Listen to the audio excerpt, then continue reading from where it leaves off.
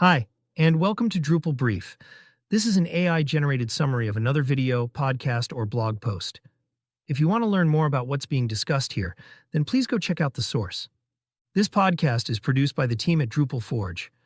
Drupal Forge is the new #1 open-source development and hosting platform. It has all the functionality of the expensive platforms, but at very affordable prices. If you're looking for a new hosting provider, contact us for a demo before you get locked in. Okay, that's it. Make sure to click subscribe, and here we go. Welcome to the Deep Dive. We're here to cut through all the noise and just give you the crucial insights you need efficiently. Yeah, keep you informed without the overload. Exactly. So today, we're diving straight into the world of Drupal. We're looking at the Weekly Drop newsletter, issue 681 from May 8th, 2025. Right. Think of this as your curated summary, the need-to-know stuff. We've got, well, quite a mix here. Core updates, some different opinions, tutorials, releases. Podcasts, jobs, the whole ecosystem, really. Our mission, let's say, is to pull out the key bits so you get what's new and important in Drupal without wading through, tons of links. Okay, let's get into it. First up, something that's, well, it feels like it's been around forever. Drupal 7. Still relevant, surprisingly. It is, and the Weekly Drop highlights that. Tag 1, for instance, they're continuing their Drupal 7 extended support, the D7ES, so security compatibility updates. They're still happening. Right, which is a lifeline for some. But what's interesting is the Drupal Association itself put out a blog post. Oh, yeah. What did they say? Well, they're sort of posing the question, is sticking with D7ES the best plan? Or should you really be focusing on migrating to Drupal 10? The big dilemma. Stability now versus what future features. Exactly. It really boils down to that trade-off. Short-term savings maybe versus, long-term innovation and staying current. D10 offers more, obviously. It's a major decision point, for sure. And kind of pushing that migration angle, the newsletter even had sponsored content from Optasy, offering a free D7 migration audit. Yeah, definitely nudging people towards D10. So who do you think actually benefits most from sticking with D7ES a bit longer, despite missing out on new stuff? Good question. I'd say maybe organizations with really complex, heavily customized D7 sites, where a migration would be just a massive, costly project. Right, or maybe very tight budget. Or very tight budgets, yeah. And maybe they just can't risk any disruption right now, but they'd still need to weigh that against, the eventual risks of staying on an older platform. It's not forever. True. Okay, moving on from D7, let's talk about Drupal core itself. Some updates there looked pretty developer-focused. Yeah, quite a few technical tweaks. One is the block settings migration plugin now needs the block plugin manager. Okay. Break that down for us non-coders. Why that change? Okay. Think of it like organizing your tool shed. Instead of everything being loose, you're putting related tools together. Makes sense. So making the settings migration depend on the manager, it just creates a clearer structure. It helps Drupal find the right tools for blocks more easily, avoids conflicts, basically better organization under the hood for, stability and updates. Okay, I like the tool shed analogy. That works. We also saw something about module preprocess functions becoming OP hooks. Sounds like modernizing. Exactly that. It's part of the bigger shift in Drupal towards object-oriented programming, or OOP. Instead of just long scripts, OOP uses these self-contained objects. Like building blocks. Yeah, like Lego bricks is a good way to put it. And these OOP hooks are like the specific connection points between the bricks. It makes the code more organized, easier to reuse, easier to maintain. Gotcha. And there were some renamings, too. Hooks converted parameter, stop procedural hook scan attributes, and a new form alter attribute. Little things. Big impact. Yeah, precisely. They might seem small, but for developers, these refinements make a difference. Clearer names, dedicated tools like form alter, it just makes writing custom code less error-prone, more straightforward. And it looks like this OOP trend is continuing because preprocess functions are now supported in OP code for modules as well. That's right. It encourages developers to use these more modern, robust methods when they're building new module features. Okay, another technical one.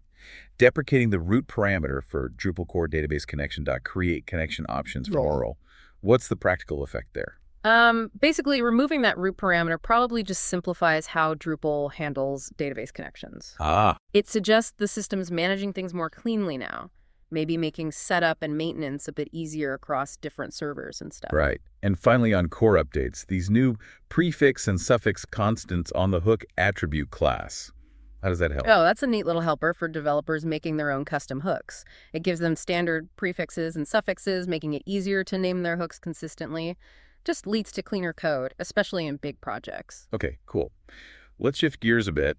The Weekly Drop also highlighted some interesting articles. There was one from acquia.com on Drupal SEO. Always important. Absolutely crucial. Yeah, the article seemed like a good all-rounder. Talked about the best modules for SEO in Drupal, key optimization tips, even some advanced stuff. So pretty valuable for anyone wanting better search rankings. Definitely. A good reminder that SEO isn't an afterthought. There was also one called Beyond Free, choosing the right search solution for your website. So looking past Drupal's basic search. Exactly. Drupal's core search is, well, basic. This article likely dives into other options, maybe paid solutions, maybe open source ones like Solr or Elasticsearch. Things with more features like faceted search or better performance for really big sites. So it encourages you to think about what your users actually need from search. Right. Don't just settle for the default if it's not doing the job. Centauro had a piece revisiting semantic versioning, specifically in Drupal commerce.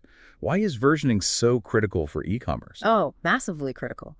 For e-commerce, you absolutely need stability. Semantic versioning, or SEMver, is that standard way developers signal what's in an update. Like, is it a bug fix, a new feature, or so they might break my site? Precisely. Knowing that difference is vital when you're running an online store. You can't afford unexpected downtime or broken features because of an update.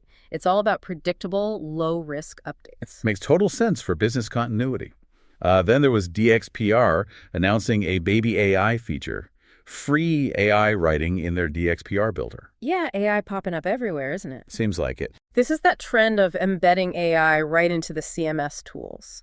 Could help speed up writing, maybe get people past writer's block, that sort of thing. And related to that, Jacob Rockowitz wrote about learning Drupal module development using AI. Oh, interesting. So AI as a tutor, almost. Yeah.